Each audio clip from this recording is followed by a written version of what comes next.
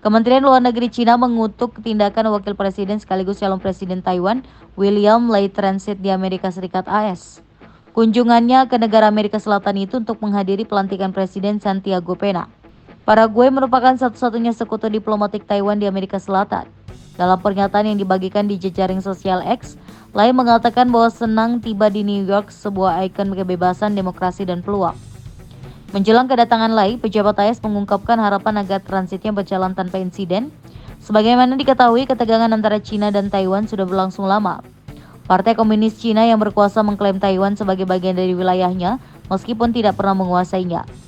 Beijing telah berulang kali menegaskan opsi penggunaan kekuatan untuk menerbitkan pulau yang memiliki pemerintahannya sendiri itu terbuka.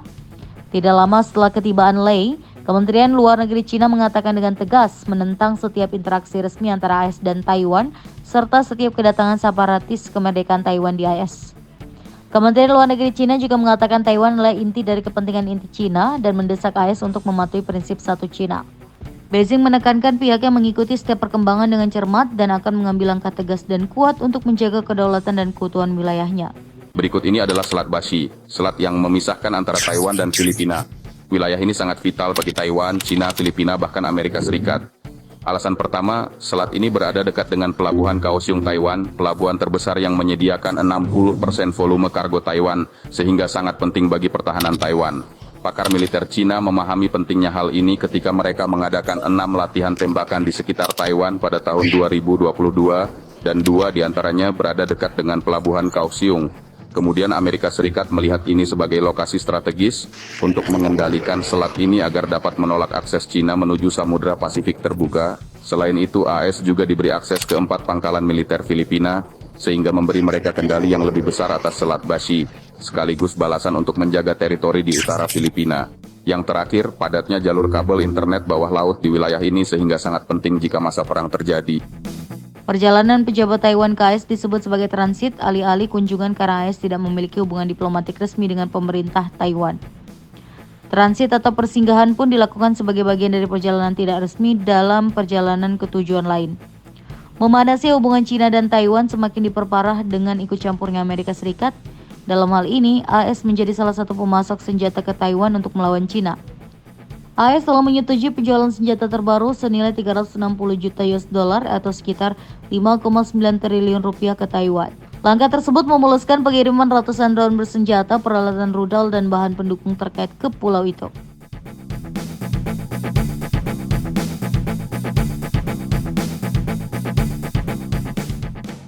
Disebutkan pula bahwa penjualan tersebut melayani kepentingan nasional, ekonomi, dan keamanan AS dengan pendukung upaya berkelanjutan negara penerima untuk memodernisasi angkatan bersenjatanya dan mempertahankan kemampuan pertahanan yang kredibel.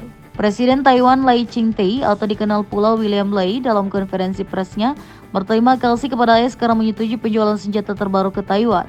Dia mengatakan otorisasi semacam itu membantu menjaga perdamaian dan stabilitas di Selat Taiwan.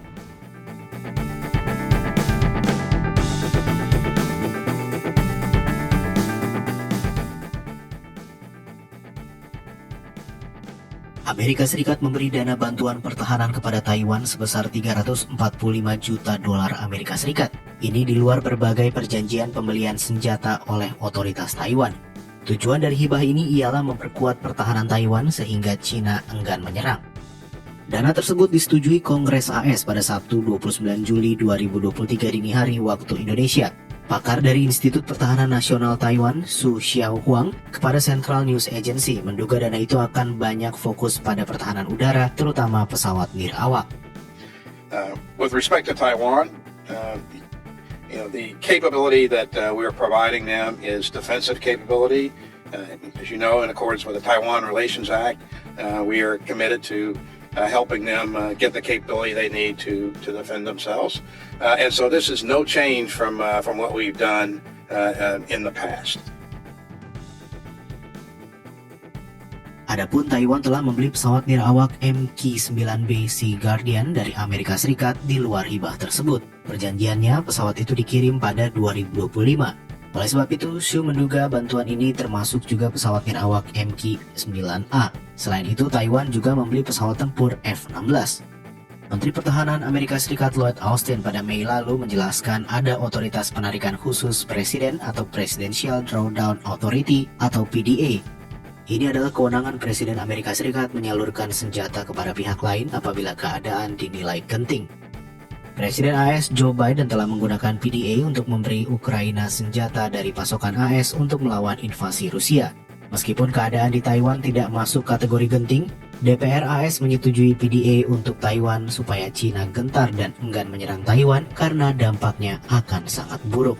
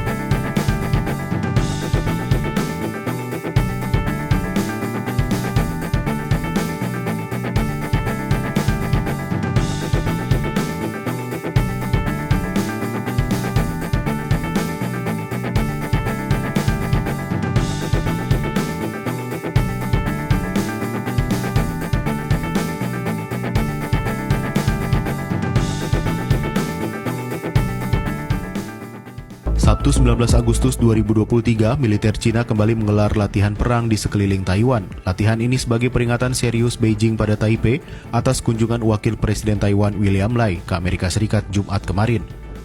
Kementerian Pertahanan Taiwan mengatakan pihaknya mendeteksi 42 jet tempur Cina dan 8 kapal dalam latihan militer tersebut. Disebutkan pula Taipei merespon dengan mengerahkan kapal-kapal dan pesawat-pesawat tempurnya. Taipei menambahkan sebanyak 26 jet tempur Cina terbang melintasi garis tengah selat Taiwan di area selebar 100 km yang memisahkan Pulau Taiwan dan Cina daratan. Selama puluhan tahun, garis tengah itu dianggap sebagai garis batas tidak resmi antara militer Taiwan dan Cina. Pemerintah Taiwan mengecam keras latihan militer Cina tersebut. Taipei menegaskan pihaknya memiliki kemampuan, determinasi, dan kepercayaan diri dalam memastikan keamanan nasionalnya. Badan pemerintahan di Taiwan yang mengurusi kebijakan terkait Cina mengimbau Beijing agar menghentikan intimidasi dan memulai pembicaraan dengan Taipei. Dewan itu menyatakan rakyat Taiwan bertekad mempertahankan diri dan tidak akan bertekuk lutut pada ancaman pasukan luar. Para pejabat Taiwan menilai Cina kemungkinan menggelar latihan militer itu dengan berdalih peristiwa lawatan singgah Lai di Amerika Serikat. Latihan militer ini diperkirakan untuk mengintimidasi para pemilih dalam pemilu presiden tahun depan dengan menebar kekhawatiran bakal pecah perang jika Lai terpilih nanti. Adapun beberapa jam sebelum Cina menggelar latihan militer, Presiden Amerika Serikat Joe Biden mengadakan pertemuan puncak trilateral dengan Presiden Korea Selatan Yoon Suk Yeol dan Perdana Menteri Jepang Fumio Kishida di Camp David, Amerika Serikat. Salah satu butir kesepakatan mereka adalah menegaskan kembali pentingnya perdamaian dan stabilitas di Selat Taiwan sebagai elemen keamanan dan kemakmuran yang tak tergantikan bagi komunitas internasional.